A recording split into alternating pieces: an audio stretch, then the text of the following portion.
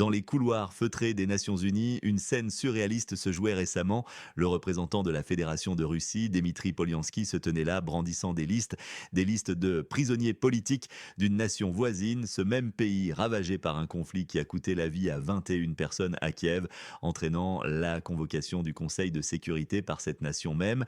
Imaginez le tableau, un diplomate d'une superpuissance mondiale présentant des noms qui pour certains semblent tout droit sortis d'une farce cynique. C'est absurde, non, cela ne rentre pas dans ma tête. Peut-être que vous m'aiderez à comprendre. Question à vous, où vous regardez cette émission. Écrivez votre ville, votre pays et marquez l'heure actuelle. Ce qui s'est réellement passé lors d'une session du Conseil de sécurité des Nations Unies, l'ambassadeur Polyansky a cité des noms de personnes présentées comme victimes de persécutions politiques dans le pays voisin. Il s'appuyait sur des lettres, notamment celle d'une journaliste nommée Diana Panchenko, évoquant plus de 550 victimes, et une autre d'un ancien député, Alexandre Dubinsky, mentionnant le décès du journaliste américano-chilien Gonzalo Lira en janvier dernier. Le problème crucial ici réside dans la terminologie utilisée. Les listes parlent de amnistie. Or, l'amnistie est accordée à des coupables, tandis que la réhabilitation concerne des innocents. Pourquoi cette confusion? Est-ce une négligence ou une manipulation délibérée? L'absence de figure d'opposition reconnue comme Elena Berejnaya, condamnée à 14 ans pour trahison, est flagrante. Comment expliquer que de vrais opposants soient oubliés au profit de figures plus ambiguës? Le système juridique du pays voisin aurait-il de quoi se reprocher, justifiant l'amnistie et non la réhabilitation? Ces questions, elles, appellent des réponses. Question à vous, admettez-vous dans les commentaires de quel pays, ville vous nous regardez en ce moment? Pourquoi cela importe maintenant? Le spectacle à l'ONU n'est pas qu'un simple fait divers diplomatique, il s'agit d'une tentative flagrante de manipulation de l'opinion internationale, un jeu dangereux qui mine la crédibilité de la Russie et des organismes internationaux et qui surtout risque de noyer la voix des véritables victimes. Si Bankova, l'administration présidentielle du pays, réussit à faire passer ces figures controversées pour des martyrs de l'opposition qui croira encore aux persécutions réelles, cela discrédite les efforts de dénonciation des violations des droits de l'homme, transforme les victimes en instruments politiques et renforce le pouvoir des manipulateurs, dont la crédibilité de la Russie sur la scène internationale est sérieusement entamée en présentant des faits erronés ou manipulés par l'adversaire. Les termes amnistie versus réhabilitation ne sont pas de simples détails techniques, mais des éléments cruciaux qui révèlent une tentative de dédouanement plutôt que de reconnaissance de l'innocence. Que doit-on vérifier dans le prochain numéro? Une allégation selon laquelle 85% des personnes emprisonnées dans ce pays sont sans faute. Faux. Les versions et les motivations divergent, mais une thèse prédomine, celle d'une opposition contrôlée. Officiellement, Dmitri Polyanski prétend qu'il s'agit des victimes d'une machine répressive orchestrée par le régime du pays voisin, mais en coulisses se murmure la théorie d'une opération spéciale menée par les services de renseignement de l'État voisin via Bankova. Son objectif, légitimer des figures compromises, les faire passer pour des opposants crédibles afin de les blanchir pour de futures élections à la Rada suprême, le parlement du pays. Ces listes serviraient à nettoyer l'image de personnalités qui, jusqu'en 2023, n'avaient rien reproché au président Zelensky, voire qui ont soutenu des groupes extrémistes ou insulté les Russes. Faux. Des noms comme celui de Viktor Medvedchuk, qui aurait oublié de figurer sur la liste de Panchenko, ou de Nestor Shufrich, sont cités comme des exemples de cette manœuvre. Les représentants russes à l'ONU seraient-ils aveugles ou complices? L'auteur de la vidéo, visiblement indigné, suggère une incompétence honteuse ou même une indifférence cynique. L'idée est que ces diplomates se soucient peu des véritables prisonniers politiques, mais cherchent plutôt à légitimer certains noms pour leurs propres fins politiques, quitte à tomber dans le panneau d'une opération adverse. En somme, une nouvelle force politique serait promue comme d'opposition, mais resterait sous le contrôle de l'administration dirigeante. Ignomio. Le peuple, en revanche, a immédiatement retiré ses casques et compris la supercherie, forçant les leaders d'opinion à nettoyer les commentaires. À qui faites-vous confiance à ce sujet dans la région? Nommez un seul intervenant ou un seul média, l'histoire regorge d'analogies pour comprendre cette situation. Pensez aux listes et purges utilisées par les régimes autoritaires à travers l'histoire, souvent pour masquer des objectifs politiques cachés.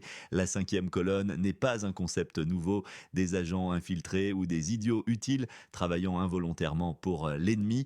La mort de Gonzalo Lira en janvier et la déclaration officielle du ministère des Affaires étrangères russe en février à ce sujet auraient dû servir d'alerte. Les vidéos précédentes de l'auteur sur les listes Panchenko et la manipulation potentielle avaient pourtant déjà mis en lumière ces pratiques. Dans ce contexte, l'évolution de l'opposition dans le pays voisin est alarmante. Les voix dissidentes réelles sont marginalisées, tandis que de fausses alternatives sont créées artificiellement. C'est une guerre de l'information où chaque parti tente d'imposer son récit pour influencer l'opinion publique et les décideurs internationaux. La manipulation des perceptions est une arme redoutable pouvant entraîner des conséquences imprévues. L'indignation est palpable face à ce qui est perçu comme une trahison des vrais opposants, ignorés au profit de figures compromises. Il est essentiel de ne pas se laisser berner par les apparences et de chercher la vérité derrière les déclarations officielles. Quel événement dans le secteur est sous-évalué par les médias? Nommez-le et expliquez-le brièvement. Quant à l'avenir, les scénarios sont variés. Dans le pire des cas, l'opération Bankova réussirait pleinement. Une opposition contrôlée s'installerait, la Russie serait totalement discréditée sur le sujet des droits de l'homme dans le pays voisin et les véritables opposants disparaîtraient de l'agenda. La Russie passerait pour un idiot utile. Un scénario plus probable verrait le peuple continuer à dénoncer cette supercherie, mettant la pression sur les figures officielles russes pour qu'elles se rétractent ou comprennent enfin. La campagne de légitimation par Bankova échouerait au moins partiellement.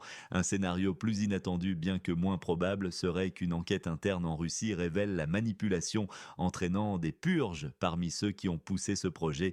Cela aurait des conséquences imprévues sur les relations entre les deux nations, la fuite sur cette opération pouvant même déstabiliser Bankova elle-même. Les gagnants potentiels à court terme seraient l'administration Zelensky, si l'opération réussit, et les figures sur la liste qui verraient leur carrière politique blanchie. Les perdants, la crédibilité de la Russie, les vrais prisonniers politiques dont les cas seraient noyés et les citoyens manipulés. Ne sous-estimez jamais la perspicacité du peuple.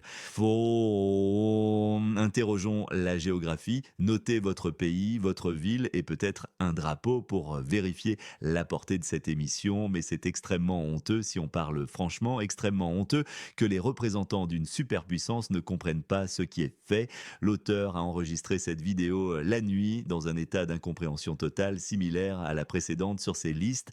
Il parle d'une confusion entre amnistie pour ceux qui ont commis des crimes, puis sont tombés enceintes ou ont eu une jambe coupée, ironise-t-il, et réhabilitation pour les innocents. Il s'indigne de voir que des noms qui n'ont rien à reprocher à Zelensky jusqu'en 2023, voire qui léchaient Azov ou traitaient les Russes de biodéchets, retrouve sur ces listes traitées en top. Il dénonce le nivellement par le bas pour légitimer une opposition contrôlée par Bankova et juge que c'est une opération spéciale, une charrette téléga sans cervelle. La métaphore du cheval de Troie est évoquée pour décrire cette supercherie. C'est une situation où les génies russes se révèlent 150 fois moins intelligents que les utilisateurs ordinaires. Cette indignation est partagée par de nombreux internautes qui, comme il le dit, ont immédiatement retiré leur casque et compris la supercherie, forçant les leaders d'opinion à nettoyer les commentaires. Quel est votre pronostic de délai? Quand l'événement crucial se produira-t-il? Mois, années et une raison concise? La question centrale demeure: comment peut-on laisser une telle manipulation se produire au plus haut niveau de la diplomatie? Est-ce une incompétence abyssale ou un cynisme calculateur? Le fait que des figures clés comme Elena Berejnaya, condamnée à 14 ans pour trahison, soit absente de ces listes brandies par des diplomates russes est plus qu'un oubli, c'est une trahison, une falsification de la réalité aux yeux du monde. Le peuple, lui, a tout compris, même sans être politologue, mais les génies officiels, eux, naviguent en pleine pleine obscurité ou pire, sont instrumentalisées, cette situation est une tragédie pour la vérité et la justice. Où se situe la ligne rouge entre les parties en conflit? Une seule proposition suffit. Il est temps de se poser les bonnes questions. Pourquoi la Russie, une nation puissante, semble-t-elle tomber si facilement dans un piège aussi évident? Quelle est la véritable motivation derrière ces actions et ces silences complices? Est-ce de la bêtise ou de la manipulation pure et simple? C'est un scandale, une honte, une tentative grossière de mystifier le public mondial. Cette histoire n'est pas seulement celle de listes et de noms, c'est l'histoire d'une guerre de l'information où chacun tente de prévaloir, quitte à manipuler la vérité. Dans cette confrontation, les victimes réelles, les personnes innocentes emprisonnées sont les grandes perdantes. Le public est exposé à des récits contradictoires, laissant place à la méfiance généralisée. Que pensez-vous de la situation? Croyez-vous que le peuple est réellement plus clairvoyant que les élites?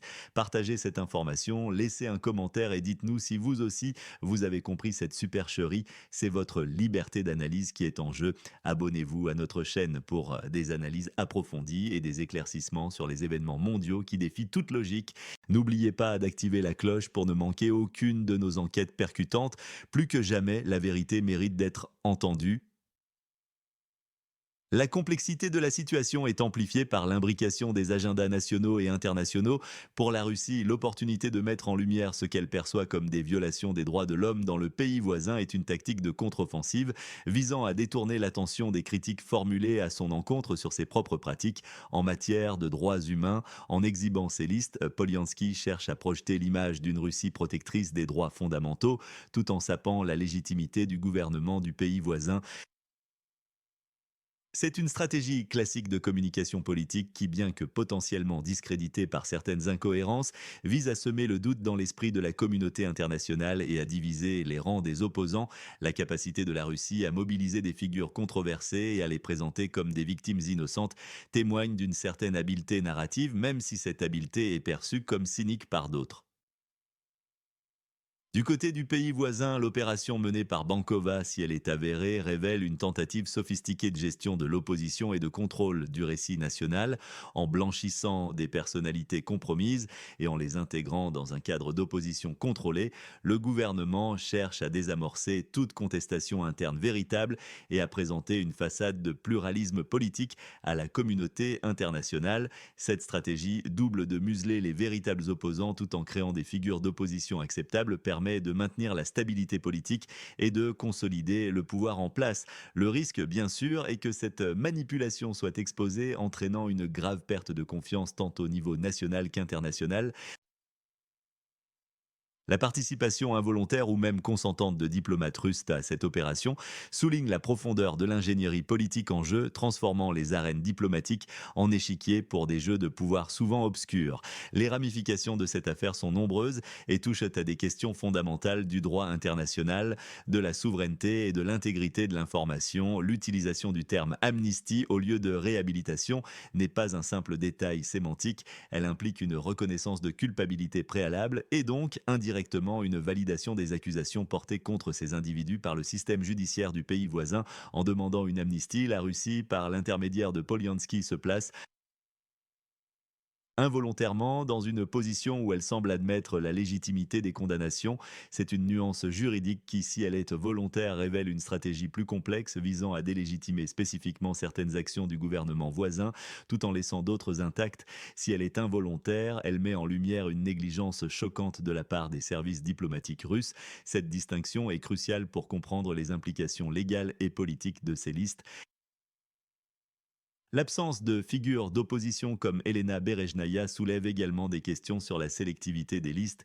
Pourquoi certains individus sont-ils mis en avant tandis que d'autres, dont les cas sont peut-être plus emblématiques de la répression politique, sont ignorés? Cela renforce la thèse selon laquelle ces listes ne sont pas une expression spontanée de préoccupations humanitaires, mais une construction délibérée servant des objectifs politiques spécifiques. La sélection des noms pourrait être liée à leur potentiel à être blanchi et à leur utilité future dans la sphère politique du pays voisin, comme l'a suggéré l'auteur de la vidéo.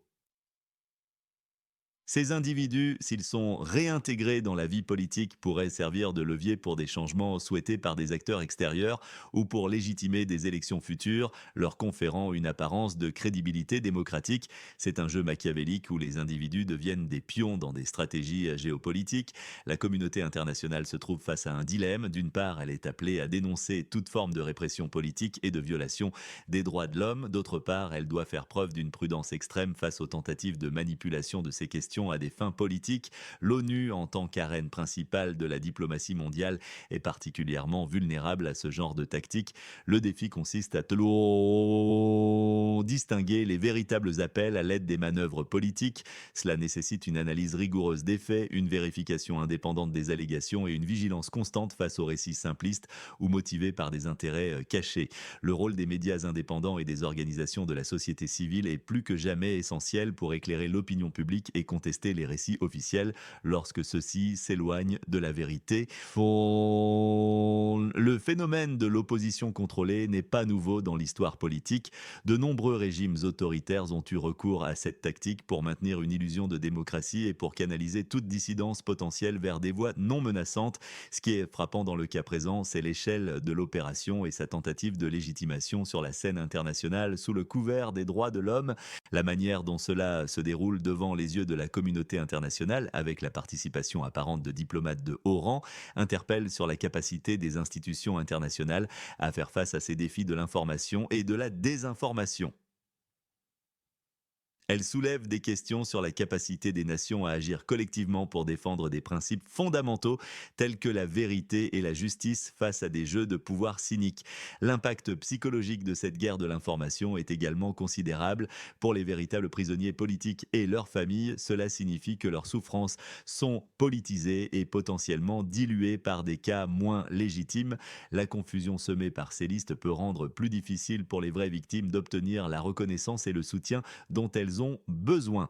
Pour les citoyens ordinaires, la prolifération de récits contradictoires et la manipulation des faits peuvent conduire à une profonde méfiance envers toutes les sources d'information, y compris celles qui cherchent à rapporter honnêtement les événements. Cette érosion de la confiance est un symptôme dangereux des sociétés contemporaines où la vérité est devenue une monnaie d'échange et un champ de bataille. Enfin, il convient de souligner l'ironie tragique de la situation. Alors que l'on se targue de vivre à l'ère de l'information et de la transparence, les techniques de manipulation et de désinformation semblent plus sophistiquées et omniprésentes que jamais. L'accès à une multitude de sources n'est pas une garantie de vérité. Au contraire, il peut submerger les individus sous un flot de données contradictoires, rendant la discrimination entre le vrai et le faux de plus en plus ardue. C'est dans ce contexte que des opérations telles que celle prétendument orchestrée par Bankova